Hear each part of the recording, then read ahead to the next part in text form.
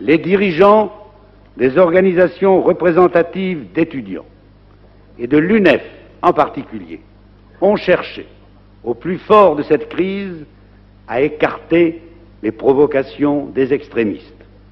C'est donc aussi grâce à eux que nous pouvons aujourd'hui faire de ces nuits d'émeutes un bilan qui ne soit pas trop lourd. Mais il n'y avait pas là que les étudiants de l'UNEF. Il y avait aussi ces anarchistes dont je parlais tout à l'heure et qui ne devraient pas s'étonner que la société et l'État qu'ils prétendent détruire cherchent à se défendre. Il y avait encore, et ceci est plus grave, des individus déterminés, munis de moyens financiers importants, d'un matériel adapté au combat de rue, dépendant à l'évidence d'une organisation internationale, et dont je ne crois pas m'aventurer en pensant qu'elle vise non seulement à créer la subversion dans les pays occidentaux, mais à troubler Paris au moment même où notre capitale est devenue le rendez-vous de la paix en Extrême-Orient. Pour nous, c'est de nous tenir en dehors de toute inféodation. C'est ainsi qu'aussi longtemps que nous jugerons nécessaire la solidarité des peuples occidentaux pour la défense éventuelle de l'Europe, nous resterons les alliés de nos alliés. Mais qu'à l'expiration des engagements que nous avons pris jadis, c'est-à-dire au plus tard en 1969, cessera, pour ce qui nous concerne, la subordination qualifiée d'intégration qui est prévue par l'OTAN et qui remet notre destin entre les mains étrangères. Nul n'avait prévu que le printemps 1968 en France serait synonyme d'émeute, de révolte ou même de révolution. Nous avons tous encore présente à l'esprit la chronologie de ces événements qui ont marqué l'histoire de France, l'autorité de l'État bafouée, l'ordre bouleversé, le régime ébranlé, le pays paralysé. Tout avait commencé. En ce bas monde, tout se paye, et l'on peut estimer de plus en plus, les historiens commencent à avoir un nouveau regard sur le passé, et commencent à comprendre que mai 68 a probablement été la première révolution de couleur, comme les Américains ont fait en Géorgie, en Ukraine, etc., au cours des années 2000. Oh, certes, De Gaulle, qui était né en 1890, avait 78 ans en 1968. Oh, certes, il était dépassé par les événements, parce qu'avoir 78 ans en 1968, c'est un peu comme en avoir 88 ou 90 à notre époque. À notre époque, les gens sont jeunes de plus en plus vieux, si j'ose dire. Mais De Gaulle n'avait pas vu les évolutions sociologiques de la France. De Gaulle n'avait pas vu le nombre d'étudiants de plus en plus important, de gens qui sortiraient du système scolaire avec un diplôme. De Gaulle n'avait pas vu l'évolution des mœurs avec le développement, par exemple, de la mode des Beatles, etc. Donc toutes ces évolutions qui allaient aller vers un éclatement du carcan des sociétés occidentales traditionnelles, dont d'ailleurs le Concile de Vatican II a été le point de déclenchement, l'un des facteurs déclencheurs à partir de 1962. De Gaulle n'avait pas mesuré tout ça. De Gaulle avait maintenu une politique qui était rigide et donc a été dépassée par les événements. Mais ce qui est quand même sûr, c'est que les Américains en ont profité pour mettre le maximum d'huile sur le feu pour faire chuter De Gaulle. On a un livre qui est sorti en 2009 qui s'appelle « Des secrets si bien gardés » de Vincent Nouzy, paru chez Fayard. Et regardez ce qu'il y est écrit dedans. La CIA est en réalité... On parle des événements de mai 68. La CIA est en réalité ravie que la statue de Gaulle, bête noire des Américains depuis 10 ans, soit enfin ébranlée. Des secousses domestiques parviennent à déstabiliser ce général intraitable sur le plan international. Il y a même des rumeurs comme quoi la CIA financerait les syndicats étudiants, dont l'UNEF, pour causer du tort au gouvernement. Les Américains seront embarrassés par cette allégation jugée ridicule. Jugée ridicule par eux, évidemment. Selon un document américain confidentiel, ils feront savoir au gouvernement français que cette rumeur n'a aucun fondement et s'étonneront que les autorités aient pu lui donner quelques crédits. Eh bien oui.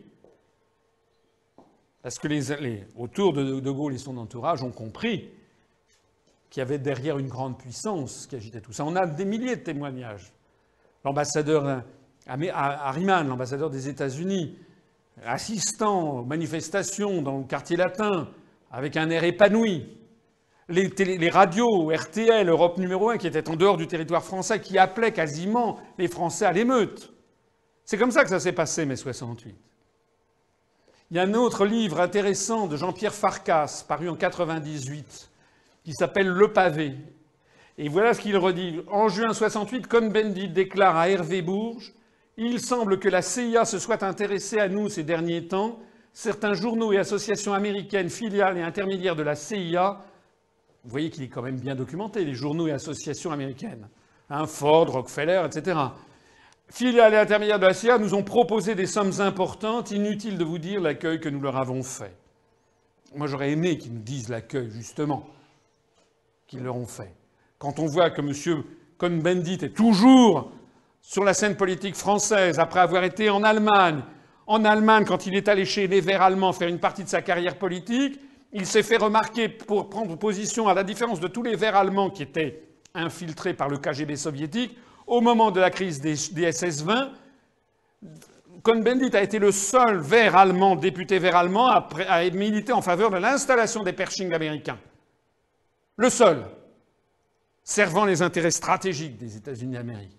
Comme en 1968, il a servi les intérêts stratégiques des États-Unis d'Amérique. Et comme maintenant, de nouveau, il sert les intérêts stratégiques des États-Unis d'Amérique en réclamant, par exemple, que la France cède son siège permanent au Conseil de sécurité à l'Union européenne. Rien ne pourrait plus faire plaisir aux États-Unis que de voir la France dégagée du Conseil de sécurité. Ils pourraient à ce moment-là attaquer qui le veulent sans avoir un nouveau discours de 2003 comme la guerre en Irak. Voilà les intérêts que sert objectivement M. Cohn-Bendit. Regardez cette photo au Parlement européen entre Nicolas Sarkozy et M. Cohn-Bendit. Est-ce que vous trouvez vraiment que ça a l'air d'être un opposant ? En attendant, quel a été le vrai bilan de mai 68 ? Le vrai bilan de mai 68, c'est que De Gaulle a été sauvé par le Kremlin, par l'intermédiaire du Parti communiste français et de la CGT, qui ont signé les accords de Grenelle pour arrêter la grève générale, parce que le Kremlin avait compris que c'était les Américains qui étaient derrière, qui voulaient faire chuter De Gaulle. La CGT donc a signé, elle a d'ailleurs été désavouée, Georges Segui a été désavoué par sa base, et il y a eu pendant 15 jours, 3 semaines, 1 mois, de nombreux problèmes parce que la base ne voulait pas reprendre. C'est un premier divorce qui va apparaître entre le Parti communiste français et la classe ouvrière, parce que la classe ouvrière française, à l'époque, est tellement victime des médias qu'ils prennent parti plutôt pour l'opposition à De Gaulle plutôt que pour ce qu'ont décidé le PCF et la CGT qui disent qu'il faut savoir terminer une grève. D'ailleurs, on va voir se développer après, dans les années 70, les mouvements style gauchiste, la CFDT, etc. Tous ces mouvements, vous connaissez les mouvements trotskistes qui sont financés par la CIA, tout le monde le sait, depuis l'après-Seconde Guerre mondiale, comme FO. Le syndicat FO a été porté par les Américains. En quoi qu'il en soit, à partir de l'automne 68, De Gaulle cherche à s'en aller. Il avait dit, il vaut mieux partir 1 an trop tôt que 5 minutes trop tard. Il se rend compte qu'il est dépassé par les événements. Il a failli flancher. À la fin de mai 68, vous savez, il a failli s'en aller. Il est allé à Baden-Baden voir le général Massu qui lui a dit qu'il faut remonter sur le cheval. Donc il est revenu, mais le cœur n'y est plus. De Gaulle cherche un moyen de sortie. Il fait donc le référendum sur la décentralisation, la réforme du Sénat, etc., la participation des travailleurs. Tout ceci fait échec et donc il n'a que 47% de oui, il démissionne avec panache. Et c'est Georges Pompidou, qui entre-temps était passé par la banque Rothschild, qui est élu. Et c'est ça le vrai bilan de mai 68, c'est l'élection de Georges Pompidou. Et c'est quoi l'élection de Georges Pompidou ? Eh bien le 1er décembre 69, 6 mois après être élu, Pompidou plante le 2e coup de poignard dans le dos de Gaulle. Le premier, c'était le préambule interprétatif du Bundestag. Le 2e, c'est De Gaulle qui va au sommet européen de La Haye le 1er décembre 69 et qui dit « Les demandes d'adhésion à la CE de la Grande-Bretagne et de 3 autres pays les 3 autres pays, c'est Danemark, Irlande et Norvège, doivent être abordés dans un esprit positif. C'est-à-dire que Pompidou enterre en fait le deuxième élément fondamental que De Gaulle avait voulu apporter pour faire une Europe européenne. Pompidou va être évidemment accueilli très rapidement par les États-Unis. Alors nous savons maintenant aussi que Paul-Henri Spaak, ancien Premier ministre belge, était financé par la CIA, que le mouvement européen était financé par la CIA, du moins jusqu'au 31 décembre 1969. Je vous signale que le mouvement européen continue d'exister, qu'il a appelé à voter oui à la Constitution européenne, qu'il s'est oui au traité de Maastricht, oui à la Constitution européenne, qu'il s'est réjoui de l'adoption du traité de Lisbonne, qui est une félonie, alors que 55% des Français ont voté non, et que ce mouvement européen a été présidé pour sa filiale française, si j'ose dire, a été présidé, enfin vice-présidé pendant plusieurs années par Daniel Cohn-Bendit. Qui servent au fond les Français qui se moquent de la grandeur de la France? Les Cohn-Bendit, les Cécile Duflot, les gens qui, quand ils m'écoutent, se disent « mais c'est horrible, ce type est un jacobin, il parle de la grandeur de la France, c'est un ringard ». Les gens qui se moquent de la grandeur de la France, ces gens qui traitent ça d'idée de réac, il y a une chose qu'il faut que vous sachiez, c'est que jamais, jamais au grand jamais, ils ne se moquent de la grandeur des États-Unis d'Amérique. En février 2003, dans le débat sur la guerre en Irak au Conseil de sécurité de l'Organisation des Nations Unies, le secrétaire d'État américain Colin Powell a sorti ce petit truc en plastique avec un truc blanc à l'intérieur en disant que ça contenait le bacille du charbon, que c'était une arme de destruction massive fabriquée par Saddam Hussein. Si ça avait été vrai, il y aurait eu 10 millions de morts dans un rayon de 20 km. On est en plein délire. Même, il y a quand même beaucoup de gens, dans les milieux autorisés, qui ont dit « bon, là, ça va quand même un peu loin. On peut quand même prendre les gens pour des jobards, mais il y a quand même des limites. Avoir le bacille du charbon et l'agiter en plein Conseil de sécurité comme ça, il faut vraiment se foutre du monde. » Mais c'était une mise en scène.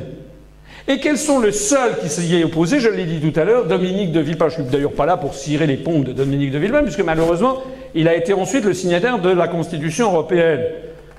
Il est passé à côté d'un rôle historique qu'il aurait pu avoir. Alors maintenant, il a quitté la politique et il est avocat d'affaires aux Émirats arabes unis.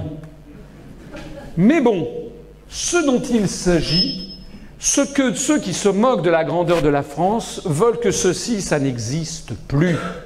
C'est ça, la vérité. La position des États membres de l'Union européenne, je le disais tout à l'heure, la France était toute seule contre, 2 pays étaient hésitants et se sont déclarés neutres, la Belgique et l'Allemagne.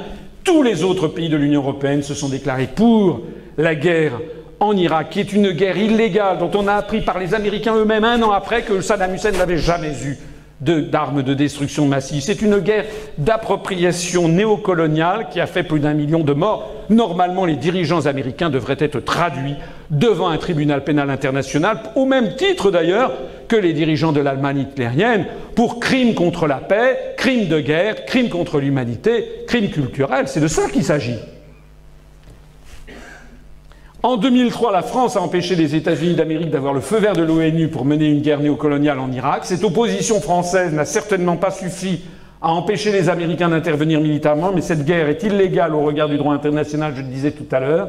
La France a sauvé le droit international et a préservé un petit peu, de la confiance des pays en l'ONU de 80% des pays du monde. Si la France n'avait pas eu son siège de membre permanent, et si ce siège avait été donné à l'Union européenne, les États-Unis d'Amérique auraient obtenu le feu vert du Conseil de sécurité pour aller faire la guerre en Irak. En d'autres termes, ceux qui se moquent de la grandeur de la France ne se moquent jamais du nationalisme guerrier des États-Unis. Ceux qui se moquent, quand je parle de la mission universelle de la France, dont parlait le Conseil national de la résistance de nos grands ancêtres de 1943-44, ils ne crachent pas seulement au visage des milliers de Français résistants qui sont morts pour ces idéaux, de façon consciente ou inconsciente, ils agissent en fait pour donner tout pouvoir à l'empire euro-atlantiste dirigé depuis Washington pour dominer l'univers.